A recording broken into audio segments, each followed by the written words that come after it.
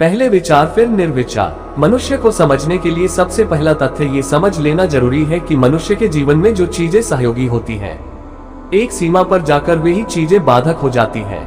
अगर कोई आदमी सोचे भी, विचार भी करे, तो भी इस महत्वपूर्ण तथ्य का एकदम से दर्शन नहीं होता है, क्योंकि हम सोचते हैं जो सहायक है वह कभी बाधक नहीं होगा, लेकिन हर सहायक चीज एक सीमा पर बाधक हो जाती है।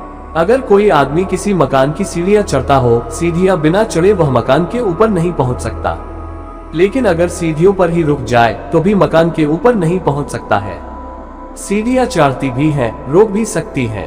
कोई आदमी नाव से नदी पार करे, अगर नाव पर सवार न हो तो नदी के पार नहीं जा सकता है, लेकिन नाव पर ही सवार रह जाए तो भी नदी के पार नहीं जा सकता।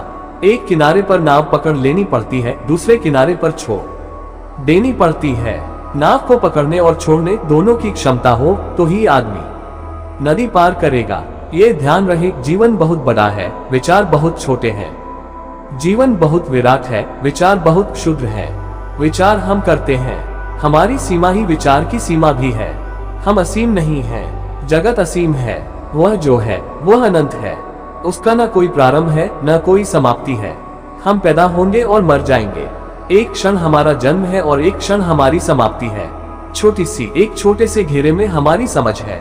उस छोटी सी समझ को अगर हम सत्य समझ लें तो हमने अपनी आत्मा के पक्षी को बंद कर दिया, ऐसी ही दीवालों में कि धीरे धीरे वह भूल ही जाएगा कि उड़ना क्या है।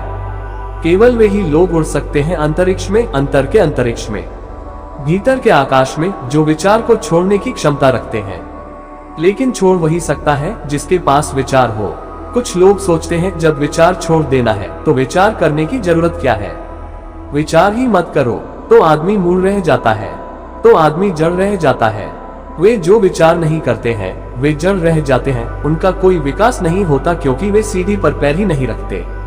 लेकिन वे शास्त्रों में से उल्लेख बताएंगे कि देखो, शास्त्रों में लिखा है विचार छोड़ दो, तर्क छोड़ दो। जिस चीज को छोड़ने के लिए लिखा है उसे हम करते ही नहीं। न हम तर्क करते हैं न विचार करते हैं, हम तो विश्वास करते हैं, क्योंकि विश्वास करने में न विचार करना पड़ता है न तर्क करना पड़ता है। लाखों लोग विश्वास में जकड़ कर मर जाते हैं, लेकिन कुछ लोग हिम्मत करते हैं विचार करने की। वे कहते हैं हम विचार करेंगे, क्योंकि जो हमें ठीक दिखाई नहीं पड़ता उसे हम कैसे मान सकते हैं। हम तर्क करेंगे, हम बुद्धि का विकास करेंगे। ऐसे सारे लोग बहुत विचार करते हैं और फिर धीरे धीरे विचार से पकड़ जाते हैं और विचार में ही समाप्त हो जाते हैं। विश्वास करने वाला मन भी समाप्त हो जाता है, क्योंकि सीढ़ी पर नहीं चढ़ता, और सिर्फ विचार करने वाला भी समाप्त हो जाता है, क्योंकि सीढ़ी पर ही रुक जाता है। पूरब के मुल्कों ने पहला काम करके अपने को नष्ट कर लिया है, विश्वास करके। इसलिए पूरब में विज्ञान का जन्म नहीं हुआ। विज्ञान का जन्म न होना पूरब की हत्या हो गई। कोई साइंस विकसित न हो सकी, क्योंकि विचार के बिना विज्ञान कैसे पैदा होगा। जब हम सोचेंगे ही नहीं तो जीवन के तथ्यों का उद्घाटन कैसे होगा। पूरब ने कहा कि विचार में तो आदमी कैद हो जाता है, इसलिए हमें विचार नहीं करना है, और विचार नहीं करने के कारण पूरब कैद हो गया विश्वास में, अंधश्रद्धा में, सुपरस्टिशन में। जो लोग पूरब में पैदा हुए वे चाहे ऊपर ऊपर कितना ही विचार करने लगे, भीतर उनके अंधविश्वास मौजूद रहता है। हमारा श्रेष्ठ से श्रेष्ठ विचारक भी विचारक नहीं है। कहीं ना कहीं थोड़ी गहराई में जाने पर पता चलेगा कि अंधविश्वास शुरू हो गया। थोड़ी बहुत देर तक तड़फाएगा, फिर आखिर में कहेगा कि विश्वास ही ठीक है, विचार करने से क्या फायदा है। और हमें इस तरह की बातें बहुत अपील करती हैं। गांधी जी हमारे बीच थे, वे हमेशा ये कहते थे कि मेरी अंतर्वाणी कह रही है कि यही सच है। अब यह विचार करने से बचने की तरकीब है। आपकी अंतर्वाणी कह रही है कि सच है और दूसरे की अंतर्वाणी कह रही है कि यह सच नहीं है। फिर कैसे तय होगा। हिंदुस्तान में 40 करोड़ लोग हैं। प्रवचन समयानुसार 1969। हर एक की अंतर्वाणी कह सकती है कि सत्य कुछ और है।